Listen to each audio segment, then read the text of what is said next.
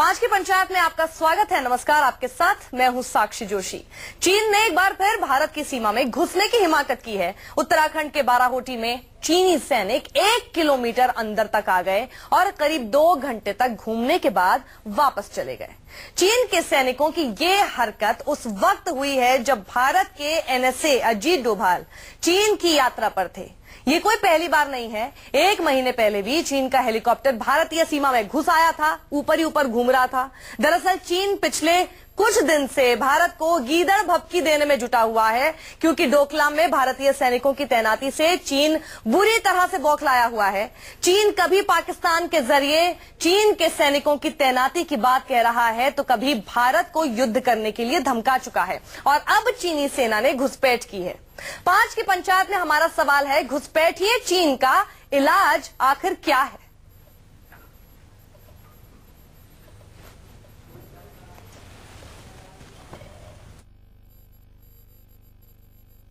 तो 3 तस्वीरें आपके सामने आप देख रहे हैं। पहले डोकलाम में चीन की चाल जो पूरे दुनिया के सामने आई थी, वो आप देख रहे हैं तस्वीरों में। डोभाल के दौरे से पहले घुसपैठ हुई है, 26 जुलाई की खबर आ रही है और उस वक्त अजीत डोभाल चीन में ही थे।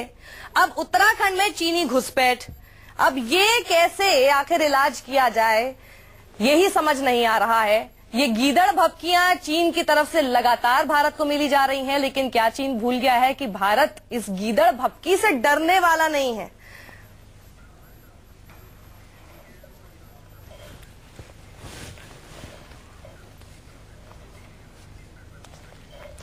तो इसी मुद्दे पर बातचीत के लिए हमारे साथ बीजेपी के प्रवक्ता सुदेश वर्मा जी जुड़ रहे हैं, साथ ही कांग्रेस के प्रवक्ता राजीव त्यागी हमारे साथ हैं। यहाँ स्टूडियो में मेरे साथ retired major general SP Sinha साहब हैं और साथ ही हमारे साथ होंगे रिटायर्ड मेजर जनरल पीके सहगल जी। सबसे पहले तो मैं सुदेश वर्मा जी आपके पास आना चाहूंगी, जब भी ऐसी कोई खबरें आती हैं, सरकार के लिए एम्बैरसमेंट नहीं होती? हाँ जी, अरे मैडम तो क्या नाम है? सुरेश जी, आप सुन पा रहे हैं मुझे? हाँ, सुन पा रहा हूँ जी। मैं सिर्फ ये समझना चाह रही हूँ कि अजीत डोभाल वहां पर पहुंचे हुए थे, हम ये उम्मीद कर रहे थे कि कुछ बातचीत होगी, कुछ तो रास्ता निकल के आएगा, और उसमें बीच में ये खबर आ रही है कि घुसपैठ हो गई। क्या ऐसी खबरें सरकार के लिए एम्बैरसमेंट क्रिएट नहीं करती? देखिए, चाइना जो है भारत के साथ एक दिमागी खेल खेल रहा है। उसे पता है कि डोकलाम में बहुत कोशिश करने के बाद भी कुछ होने वाला नहीं है, हम भी डटे हुए हैं वहां पर, और उसे पता है कि वो गलत कर रहा है।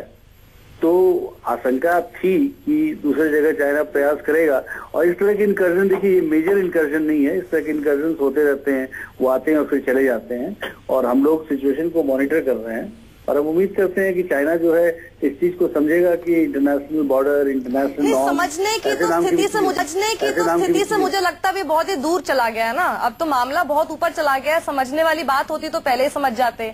हम ये समझना चाहते हैं, भारत का नागरिक ये समझना चाहता है कि जब अजीत डोभाल साहब वहां गए, क्या कोई बातचीत हुई ही नहीं? फिर मिलने का मकसद क्या था? मिले क्यों? क्या निकल के आया उससे?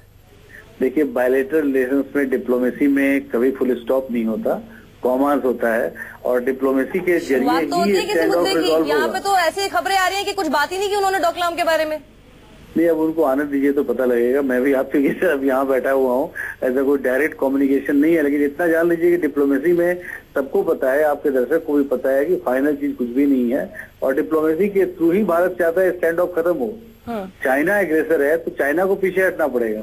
चाइना हमें नहीं बोल सकता कि हम एग्रेसर हैं। अगर डोकलाम में भूटान की टेरिटरी पर वो रोड बनाना चाह रहा था और भूटान के साथ हमारा मिलिट्री, स्ट्रेटेजिक मिलिट्री टाइप है, तो निश्चित ही हम वहाँ होंगे और चाइना को रोकेंगे, और चाइना को ये समझना चाहिए कि वो सिचुएशन को अल्टर नहीं कर सकता। नहीं, ठीक है, आप समझने समझाने की बात कर रहे हैं, लेकिन एसपी सिन्हा साहब, क्या इतना आसान है कहना कि चाइना को समझना चाहिए? चीन नहीं समझ रहा ना। अब तो ये समझने वाली स्टेज से बहुत ऊपर हो गई है सिचुएशन। साक्षी जी, पहले आपको चीन का मानसिक जो सोच है उसको समझने की जरूरत है। जब इम्पोर्टेंट मीटिंग होता है हिंदुस्तान और चीन के बीच, चाहे वो प्रेसिडेंट जी का हिंदुस्तान में विजिट हो या और कोई मीटिंग हो, आप देखिए कि विद इन 2-3 डेज या उसके पहले या उसके बाद में स्टैंड ऑफ इनकर्शन शुरू हो जाता है। ये चाइना का एक सेट स्ट्रैटेजी है। पहली बात दिखाना चाहता है। एक सेकंड मैडम, पहला एम है कि हिंदुस्तान पे दबाव डालना, दूसरा एम है कि जो अहम मीटिंग चल रहा है उसको डाइवर्सनरी रूप में डाल देना। तीसरा चीज है कि अपने चीन के अंदर प्रेसिडेंट जी अपनी टीआरपी बढ़ाने के चक्कर में ये दिखाने कि वो बहुत स्ट्रांग लीडर है चीन के अंदर, ये तीसरा रूप है। तो ये तीनों रूप का स्वरूप ये होता है कि चीन का पॉलिसी है 2 steps forward 1 step back, 2 step आगे लो 1 स्टेप पीछे जाओ, ये उसकी स्ट्रेटेजी है।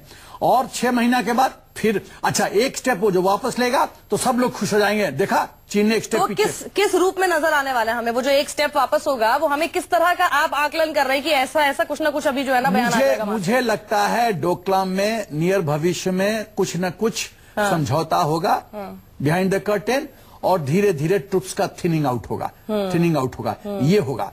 लेकिन साक्षी जी जो आप प्रश्न पूछ रही हैं, जो पूरा देश प्रश्न पूछ रहा है, जो देश के सामने प्रश्न है कि फाइनली चीन के रिश्तों में हमारा क्या होगा, क्या चीन हमारे साथ लड़ाई लड़ेगी, क्या लड़ सकती है, लड़ेगी तो क्या अंजाम होगा, ये सब प्रश्न लोगों के मन में उठता है। तो मैं साफ मुझे आप 1.5 मिनट का टाइम दीजिए।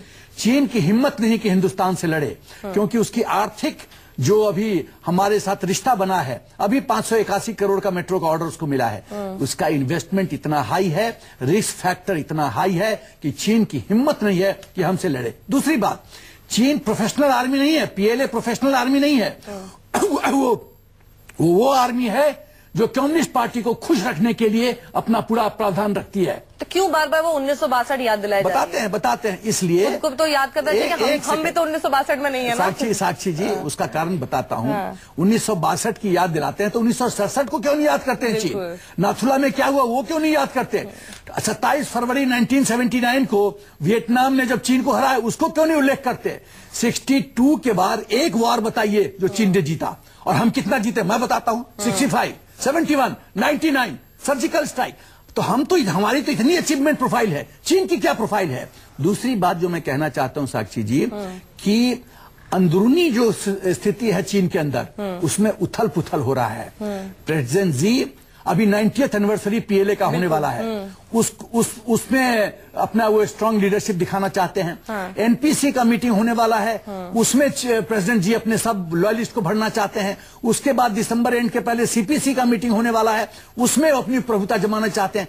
Within Communist Party within Communist Party president ji अपनी एक छवि दिखाना चाहते हैं विदिन अपने कंट्रीमैन और सीपीसी में कि कोई उनके पावर को चैलेंज न करे। ये तो अंदरूनी मामला है जिसका प्रभाव हम सामने देख रहे हैं। तो आप ये कह रहे हैं कि कुछ करने की जरूरत नहीं पड़ेगी क्योंकि ये उसकी स्ट्रैटेजी हमेशा से रही है, 2 स्टेप आगे और 1 स्टेप पीछे हो जाता है। राजीव त्यागी जुड़ गए हमारे साथ। राजीव त्यागी, आप इत्तेफाक रखते हैं इनकी बात से? देखिए, या सच में उनको जो है इलाज करने की जरूरत है चीन की इस वक्त? देखिए, रिटायर्ड मेजर जनरल जो सिन्हा साहब बैठे एक बहादुर और काबिल अफसर रहे हैं और निश्चित रूप से विद्वान व्यक्ति है। उन्होंने कुछ टिप्पणियां की हैं, उन टिप्पणी से कुछ से मैं सहमत हूँ, कुछ से असहमत भी हूँ। हालांकि मैं ये कहना चाहूंगा चीन के विषय पर, पाकिस्तान के विषय पर निश्चित रूप से पूरा देश एकजुट है, पूरा देश एक साथ खड़ा है और पूरा देश ये चाहता है कि सरकार माकूल जवाब दे, सरकार माकूल तरीके से इस मामले को निपटाने की बात। कैसे? जिस तरह से हम देख रहे हैं कि चाइना के विषय पे और सरकार ने बहुत सारे बयान 2014 से पहले दिए थे जब वो विपक्ष में थे और लाल आंखों की शायद बात की गई थी उस वक्त, और उस वक्त ये बात की गई थी कि चाइना जो है ना देश की जो सेंटर में बैठी सरकार है उसकी नीतियों में कहीं ना कहीं खोट है। तो हम ये पूछना चाहेंगे क्या सरकार अब कई नीतियों को तरमीम करेगी, नीतियों को बदलेगी, नीतियों को बेहतर करेगी? ठीक है, सवाल का जवाब सुदेश जी साथ में ही है। नहीं, एक लास्ट सेंटेंस कहना चाहूंगा साक्षी जी, लास्ट सेंटेंस कहना चाहूंगा। देखिए, अभी मैं आपका न्यूज 24 देख भी रहा था तो उसमें मैंने देखा कि एक बड़ा अच्छा कार्यक्रम मोहम्मद रफी साहब का चला रहे थे। तो देश की सेना तो निश्चित रूप से कहती है कि कर चले हम फिदा जानो तन साथियों, अब तुम्हारे हवाले वतन साथियों। तो निश्चित रूप से देश की सेना तैयार है, देश की सेना सक्षम है। भारत की सेना आज पहले 6 देशों में से एक है। लेकिन बात यह कि सरकार की क्या इच्छा शक्ति है? अभी मेरे मित्र ने कहा कि इच्छा शक्ति किसके लिए? आप चाह रहे युद्ध हो जाए? नहीं, मैं ये कह रहा हूँ मैं बिल्कुल युद्ध के पक्ष पे नहीं हूँ, खुद ही कह रहे हैं बिल्कुल नहीं हूँ। सब सैनिक तैयार हैं, आर्मी हमारी तैयार है। मैं जो कह रहा हूँ उसको समझिए। मैं ये कह रहा हूँ कि सरकार को या किसी भी राजनीतिक दल को या वो विपक्ष में हो या सत्ता पक्ष में हो, उसको निश्चित रूप से अपनी वाणी पे विराम देना चाहिए और कूटनीतिक प्रयासों को फलीभूत होने के लिए बयान बहादुर या भाषण वीर नहीं बनना चाहिए, जो भारतीय जनता पार्टी के प्रवक्ता अभी भी बैठे हुए कर रहे हैं। मतलब भाषण मत कीजिए, कुछ कीजिए। सुदेश वर्मा जी, रिएक्शन आपका? कर कुछ नहीं रहे हैं, आप लोग सिर्फ भाषण कर रहे हैं, जैसे 2014 के इलेक्शन से पहले किया करते थे, अभी भी वही सब चल रहा है 3 साल में। तो रिएक्शन करने से फायदा नहीं है। आप देखिए, देश की जनता देख रही है। नीति क्या है? कैसे बता रहा हूँ, पहले कैसे चाइनीज लोग आते थे, ये लोग डिनाई कर देते थे कि आया ही नहीं। अरे अगर आया है चाइनीज लोगों ने, तो हमारी सेना जो डटकर खड़ी है वहां पर, और ये सबको पता है, जो सेना के लोग हैं उनको पता है किस तरह का जवाब दिया जा रहा है। जवाब बोल के नहीं दिया जाता, सेना को पता है सेना को क्या करना है। सेना को हमारी तरफ देखने की आवश्यकता नहीं है, लेकिन हम हर डिप्लोमेटिक प्रयास करेंगे कि स्टैंड ऑफ जो है पर ये जो डिप्लोमेटिक प्रयास की बात आप कर रहे हैं, स्टैंड ऑफ से घबराने की जरूरत नहीं है। हाँ, ठीक है, स्टैंड ऑफ सालों तक चल सकता है। सिन्हा साहब भी यहाँ पर हैं। ये डिप्लोमेटिक प्रयास की बात हो रही है, ब्रिक्स समिट अभी होने वाला है, अभी एनएसएस की बातचीत थी। ये जितने ब्रिक्स के पांचों देश हैं, ये पूरी दुनिया का 40% पॉपुलेशन बना देते हैं। ये सारे के सारे G20 में भी हैं। ये जब ऐसे इश्यूज होते हैं, हम लोग ये 5 देश मिलकर भी एक दूसरे के साथ खड़े नहीं हो पाते। इन सब चीजों का फायदा क्या होता है? अजीत डोभाल जी वहां जाते हैं, लेकिन उसी दौरान यहाँ पर घुसपैठ हो जाती है। तो इन सब चीजों का फायदा क्या है? हम लोग तो एक नागरिक के तौर पर देख रहे हैं ना कि जी हमारे एनएसए वहां जा रहे, तो कुछ तो हल निकल के आएगा। साक्षी जी, 2 प्रमुख बातों पे मैं टिप्पणी करना पसंद करूंगा। हाँ। पहली बात, मैं चाणक्य को कोट करूंगा। अंतर्राष्ट्रीय स्तर पे कोई देश किसी का 100% साथ नहीं देता है। हमको अपनी अपनी लड़ाई लड़नी पड़ेगी। सब अपना पाउंड ऑफ फ्लेश एक्सट्रैक्ट करने के चक्कर में रहते हैं कि इसमें मेरा क्या, मेरा इसमें क्या फायदा है। तो जब ये नीति है, जब तक आप इस तरह का वातावरण नहीं बनाते हो कूटनीतिक दृष्टिकोण से, जब तक ऐसे आप उसको ये नहीं घेर के बताते हो कि तुम्हारा ये फायदा है, ये गैरफायदा है, तब तक कोई आपके तो ये कौन करेगा सर? ये तो हिंदुस्तान की कूटनीति करेगी, हिंदुस्तान की सरकार करेगी। सवाल हो रहा है ना, वरना फिर क्या फायदा? नहीं, सुनिए, देखिए मैं बताना चाहता हूँ, कड़ा संदेश जा रहा है, इसमें कोई शक नहीं है। हाँ। नहीं तो यही बात की चीन क्यों नहीं मिलिट्री ऑप्शन पे उतर रहा है, क्यों गिदर भपकी कर रहा है? कहीं ना कहीं तो उसको दबाव आ रहा है, महसूस हो रहा है ना, तब वो बौखला के मन का संतुलन खो के इस तरह का वक्तव्य दे रहा है। इतना हिम्मत है तो आओ, युद्ध के मैदान में आओ, सामना करो। क्यों नहीं कर रहा है चीन? क्यों नहीं कर रहा है? क्योंकि बातचीत की तो कोशिश यहाँ से भी हो रही है ना। अजीत डोभाल जी गए हैं, तो ऐसे तो युद्ध नहीं हो जाएगा। वो तो आप वो दरवाजा बंद नहीं कर सकती, और करना भी नहीं चाहिए। वो दरवाजा खुला रखना चाहिए, वो सिलसिला चलते रहना चाहिए। लेकिन मैं कहना चाहता हूं कि जितना चीन इतना यदि कॉन्फिडेंट है, तो आ जाए युद्ध के क्षेत्र में, कर ले शक्ति परीक्षण। क्यों नहीं करता है? नहीं करेगा ना। नहीं, क्योंकि मैं बताता हूं कि उसका अंजाम, जो कॉस्ट है, cost of war for China बहुत ज्यादा है। वो इस बात को समझो, इतना बुद्धू देश नहीं है। राजीव त्यागी रिएक्ट करना चाह रहे। राजीव त्यागी, देखिए, जो सीनियर साहब बात कह रहे हैं उसमें दोनों चीज ठीक है कि भाई युद्ध के लिए भी हम तैयार हैं और युद्ध के लिए हमारी सेना सक्षम है, इसमें कहीं कोई दो राय नहीं। लेकिन डिप्लोमेटिक तरीके से, कूटनीतिक तरीके से भी सरकारों को बात करनी होगी। एनएसए साहब, डोभाल साहब पिछले 3 साल से किस फ्रंट पे कामयाब हुए हैं, किस फ्रंट पे सरकार कामयाब हुई है, निश्चित रूप से देश जानना चाहता है। देश को बताना चाहिए, देश को ये बताना चाहिए कि चाइना के साथ चल क्या रहा है। क्या चाइना से कोई ऐसी बात हुई है कि प्रधानमंत्री की विजिट से पहले कहीं कोई ऐसी शांति की उम्मीद है या नहीं है? क्या भारतीय जनता पार्टी की सरकार ये बताएगी क्या चाइना से जो इकोनॉमिक ट्रेड का जो चीजें हैं उसको कैसे बैलेंस आउट करेगी, क्या उसको रोकने का काम करेगी? हमारे देशभक्त जो नागरिक हैं वो बेचारे चाइनीज सामान का बहिष्कार कर रहे हैं, लेकिन भारतीय जनता पार्टी की सरकार स्टेट से लेकर पूरे देश में चाइनीज कंपनी से व्यापार करने का काम कर रही है। तीन सवाल आपने पूछे, 3 सवाल का रिएक्शन सुदेश वर्मा, वाजिब सवाल है, और इसको आप इस कांग्रेस की तरफ से सवाल करके मत रखिए। उन्होंने हर बार ये कहा देश का नागरिक जानना चाहता है, बिल्कुल जानना चाहता है। जवाब दीजिए इस पे। देखिए साक्षी जी, एक जो मेजर टेक्टोनिक शिफ्ट आया है वो ये आया है कि अगर पहले तो क्या होता था, आप नेहरू जी का 1962 समझना बहुत जरूरी है कि नेहरू जी ने क्या किया, हिंदी चीनी बाय बाय किया और सेना की तैयारी ही नहीं थी। मोस्ट इनकॉम्पिटेंट आदमी को जनरल बना दिया था, ये तो हिमालयन ब्लंडर जो ब्रिगेडियर दलवी ने किताब लिखा है उसमें उसका खाका खींचा हुआ है कि 1962। ठीक है, हम जरा 2017 पे बात कर आज जो है किताबों को डिप्लोमेटिक रास्ता भी कर रहे हैं। और अरे सुन तो लीजिए, नहीं है भाई, 1967 में हमारी सेना ने जनरल साहब ने भी कहा है, हमारी सेना ने नाथुला दर्रा पे जीत कर जवाब किया था, को जानना उसको याद चाहिए। क्यों नहीं करते आप लोग? बहुत ट्रस्ट है, उसको इसलिए याद मैं क्यों बोल नहीं रहा हूँ। करते? मैं आपसे डिबेट नहीं कर रहा हूँ मैं, इस इशू पर मुद्दे में आपसे डिबेट नहीं कर रहा हूँ, मैं अपना पक्ष रख रहा हूँ। हमारी उसी आर्मी के बाकी आगे की जो सक्सेस थे वो तो अब गिना जवाब दिया। मुझे लगता है अभी 2017 की स्टेटस पे बात कर लेते हैं सर। मेरे सवाल का जवाब पहले रह गया। देश के राष्ट्रपति अभी सिन्हा साहब ने कहा कि सर पॉलिटिक्स ना की जाए। साक्षी जी बैन कर रहे हैं कि सरकार ऑर्डर दे रही है चाइना कंपनी को। कहीं से भी हमारा गार्ड्स डाउन नहीं है, और साथ ही साथ उन्होंने 3 सवाल पूछे, आप 3 सवाल का जवाब नहीं दे रहे सुदेश जी। आप पता नहीं कहा 1962 में चलेगा, हम आपसे 2017 का स्टेटस पूछ रहे हैं। मैं तो आपको 17 का बता रहा हूँ। बताइए ना, 3 पॉइंट से बताइए 3 सवाल के जवाब। हमारी सेना पूरी तरह से तैयार है, हमें पता है क्या क्या हो सकता है, सारे ऑप्शन। मेरे सवाल का जवाब दीजिए कि देश की जनता चाइना के सामान का बहिष्कार कर रही है और भारतीय जनता पार्टी की सरकार चीनी कंपनियों को तरह तरह के ऑर्डर दे रही है। हम यहाँ पे इलाज की बात कर रहे हैं, चीन का इलाज काम कर रही है, टेंडर्स दे रही है जगह जगह। सुदेश जी बोलते रहने से कुछ नहीं होगा, क्योंकि जो आप बोल रहे हैं उसका कुछ बात निकल के नहीं आ रहा। उसको भी पता है क्या कारण है। आपसे हाँ या ना में जवाब दे दीजिए ना। वो एक सवाल पूछ रहे, चीनी सामान का बहिष्कार सत्ता में नागरिक करने को तैयार है, आप क्यों नहीं कर रहे? क्यों व्यापार कर रहे हैं? कंपल्सन क्या है? कभी अरे सर हम यहाँ पे इलाज ढूंढ रहे हैं चीन का। पाकिस्तान पर, चीन पर, आतंकवाद पे, शहीदों पे राजनीति नहीं कही हमने, कभी उन पे वोट नहीं लिया। सर आप खूब राजनीति करिए, लोग आपको इसी तरह मारते रहेंगे, चिंता मत करिए, आप राजनीति करिए, अच्छा लगता है। देश की सुरक्षा पर भी राजनीति करिए, और चाइना से कैसा रिश्ता इस पर भी राजनीति करिए। शहीद होते रहे और देश की सेवा करते रहे। ठीक है सर, ठीक है। मेरे साथ एक और गेस्ट आ गए हैं। मिलते समय सुदेश जी मिल गए डिप्लोमेट से। सुदेश जी यहाँ पे लड़ने से क्या फायदा होगा? सर यहाँ पे लड़ने से क्या फायदा होगा? वहाँ घुसपैठ हो रही है। सरकार आके पीली हो गई है, तो सरकार की आके पीली क्यों, ये बताएं। आप दोनों ने एक साथ ये मतलब हिंदुस्तान और चीन की भूमिका ले ली, क्या आप लोग क्यों आपस में लड़ रहे हैं? हम यहाँ पे इलाज निकालने की कोशिश कर रहे हैं चीन का। इस वक्त मेरे साथ retired major general retired major general पीके सहगल साहब जी हैं। सहगल साहब, अभी आप थोड़ा सा लेट हमारे साथ जुड़े हैं, लेकिन आपने जो भी कुछ सुना हम यहाँ पर निकालने की कोशिश कर रहे हैं एक ऐसा जो है समाधान, क्या इलाज हो सकता है चीन का? यहाँ पे लड़ाई झगड़े को आप दूर कर दीजिए, आप पहले ये बताइए क्या समझा सकते हैं आप कि चीन को कैसे रोका जाए ये घुसपैठ जो आए दिन कर रहा है उससे?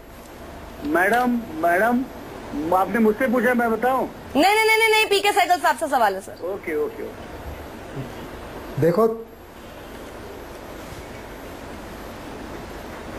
देखो हिंदुस्तान की सरकार ने बड़ी मजबूती से बड़ा कुछ किया, जिससे चीन जो है वो हिम्मत नहीं करेगा हमारे खिलाफ मिलिट्री एक्शन लेने की। सबसे पहले हमने अपने रिलेशंस इंप्रूव किए वियतनाम के साथ, इंडोनेशिया के साथ, इजराइल के साथ, अमेरिका के साथ, ऑस्ट्रेलिया के साथ। फिर हमने वियतनाम के अंदर अपनी मिसाइलें तैनात कर दी हैं, ब्रह्मोस भी और पृथ्वी भी। वो 5 से 8 मिनट के अंदर शंघाई और बीजिंग, जहां चीन की पूरी तरक्की हुई है, उसको खाक कर सकती है। फिर इसी प्रकार हमने कुछ और हमारे पास ऑप्शंस हैं, जो वन चाइना पॉलिसी हमने साफ तौर पे कहा है, अगर आवश्यकता पड़ी तो हम वन चाइना पॉलिसी को रिव्यू करेंगे। दूसरा बहुत बड़ा हमारे पास ब्रह्मास्त्र है, जिसको हमने अभी तक इस्तेमाल नहीं किया, और चाइना उससे काफी से ज्यादा परेशान है। वन चाइना पॉलिसी को रिव्यू करने से क्या होगा सर? अगर हमने तिब्बत कार्ड प्ले किया तो तिब्बत में इतने बड़े पैमाने पे इंसर्जेंसी हो जाएगी कि चाइना को उस इंसर्जेंसी को कंट्रोल करना ऑलमोस्ट नामुमकिन हो जाएगा। और जैसे ही तिब्बत को हिंदुस्तान एक इंडिपेंडेंट स्टेट के घोषित करता है, तो आप देखोगे कि अमेरिका और बड़े सारे और देश हैं इमीडिएटली हर प्रकार की तिब्बत को सहायता देना शुरू करेंगे, जिसके माफिक वो चाइना के जो इन सब चीजों में सब्जुगेशन जाएगा, है सर। उससे ये सब बाहर कर- निकल सके। पर हाँ, आप सही कह रहे हैं, इसके ये अलावा सब कुछ बहुत और हमने एक्सट्रीम बड़ी सारी है चीजें की है। सिन्हा साहब, लेकिन क्या हमने भारत इन सब अपनी चीजों में एयरफोर्स कूदेगा? को ये कई- सब करने के लिए जाएगा? नहीं, ये सबसे सिर्फ बातचीत से ही इलाज ढूंढा जाएगा, या फिर वो जैसे कह रहे हैं चीनी सामान जो है, जो व्यापार चल रहा है चीन के साथ, वो क्यों नहीं बंद हो रहा है? साक्षी जी हाँ। जन सैगल जो कहना चाहते, जो मैं समझ रहा हूँ, जब वो वन चाइना पॉलिसी की बात कर रहे हैं, एक्चुअली वो मीन कर रहे हैं कि वन इंडिया पॉलिसी। यदि चीन एक मापदंड अपने लिए इस्तेमाल कर रहा है तो वही मापदंड दूसरे देश के लिए भी लागू है कि नहीं है? वन इंडिया पॉलिसी है कि नहीं लागू? अरुणाचल प्रदेश हिंदुस्तान का हिस्सा है कि नहीं? पीओके हिंदुस्तान का हिस्सा है कि नहीं? आप गैर कानूनी तरीके से आप पीओके ले लेते हो चीन पाकिस्तान से, जो पाकिस्तान कोई नहीं होता है, हमारी टेरिटरी आपको गिफ्ट कर दी है। इस संदर्भ में बात करें। और दूसरा जी साक्षी जी आप कह रही हैं, देखिए मौजूदा हालत में सबसे बड़ा जो हम हिट कर सकते हैं चीन को है, वो आर्थिक दृष्टिकोण से हिट कर सकते हैं। पूरा देखिए, कुछ कुछ सरकार की परेशानियां होती हैं, कंस्ट्रेंट्स होते हैं, उस कंस्ट्रेंट्स को थोड़ा सा साइड में करके यदि आम जनता चाइना के गुड्स को पूरी तरह से बहिष्कार, यही तो सवाल राजीव त्यागी पूछ रहे हैं, जिसका जवाब सुदेश वर्मा जी आप नहीं दे रहे हैं। ट्रेड डेफिसिट इतना ज्यादा रहता है हमारा चीन के साथ, जिसमें हमेशा चीन ही फायदे में रहता है, हम तो नुकसान में रहते हैं। वो कह रहे हैं क्यों नहीं आप उसी चीज पे बात करते? साक्षी जी मैंने जवाब दिया, मैं जवाब दिया, मैं फिर से जवाब दे दूं? जी जी जी दीजिए, मैं फिर से जवाब दे दूं? जी दीजिए। मैं फिर से जवाब दे दूं साक्षी जी आपके लिए।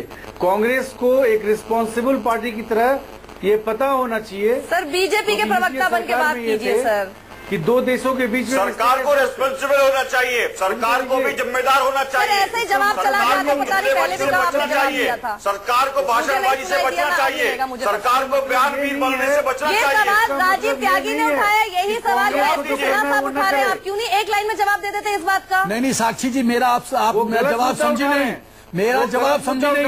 मैंने कहा कि सरकार की कभी कभी व्यवस्था होती है, उस व्यवस्था को कूटनीति ध्यान रखते हुए सरकार को बहुत सोच सोच कर चलना पड़ता है। पब्लिक को चाहिए इनिशिएटिव ले, पब्लिक बॉयकॉट करे, पब्लिक अकाउंटेबल नहीं है चाइना को। मतलब सर एक सेकंड, सामान तो आप उनसे लेकर आएंगे, मार्केट में रख देंगे, फिर आप नागरिकों से एक्सपेक्ट करें कि तुम लोग खरीदो।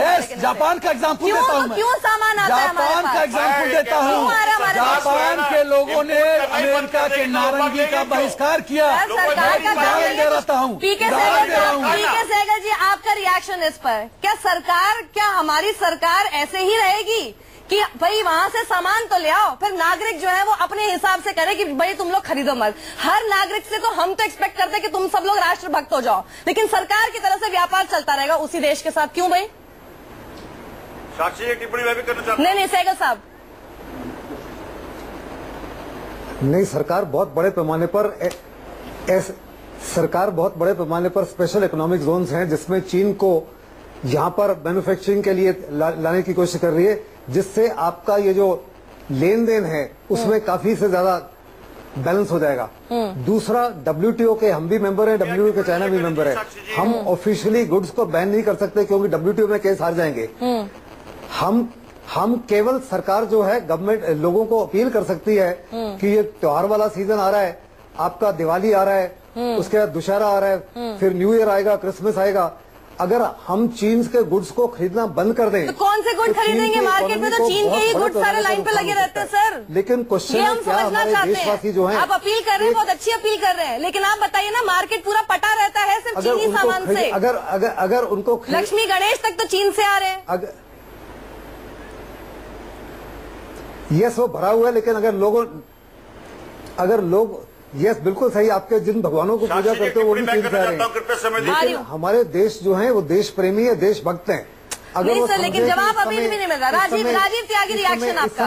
इन्होंने बात सही कही, वो कह रहे हैं डब्ल्यूटीओ के मेंबर्स हैं, हम इस तरह से नहीं बॉयकॉट कर सकते हैं, ये अभी भी नागरिकों के ही पाले में है। पर दिक्कत यही है कि सामान तो वही मिल रहा है ना। अपनी कंपनी राजीव जी अपील करें ना कांग्रेस की तरफ से, अपनी कंपनी सरकार को उसको सेंसिटाइज भी करना चाहिए ना लोगों को। बात कही है, जागरूकता पूरा देश राष्ट्रभक्त है, पूरे देश अपने देश की सेवा करना चाहता है, नागरिक सेवा करना चाहते हैं, लेकिन सरकारों को भी कुछ दायित्व होते हैं। सुदेश जी, इतना तो कर सकते हैं जो एसपी सिन्हा साहब यहाँ बोल रहे हैं। वो कह रहे हैं कि ठीक है आप सामान ले आते हैं, बॉयकॉट नहीं कर सकते, ठीक है, लेकिन जो हमारी कंपनीज है जो लक्ष्मी गणेश बनाती है, हमारी कंपनी जो कि लाइटें बनाती है, हमारी कंपनी जो दिया बनाती है, यहाँ बच्चे ब्लाइंड स्कूल वाले होते हैं जो कि दिए वगैरह बनाते हैं, कैंडल्स बनाते हैं, क्यों नहीं आप एनकरेज करते, लोगों को जागरूकता इस ओर फैलाते कि नागरिकों को भी पता हो हमारे पास ऑप्शन क्या है। सुनिए ना साक्षी जी, सुनिए ना साक्षी जी, आपने प्रश्न पूछा ना, प्लीज मेरे जवाब का इंतजार करिए, बस 20 सेकंड बोलने दीजिए।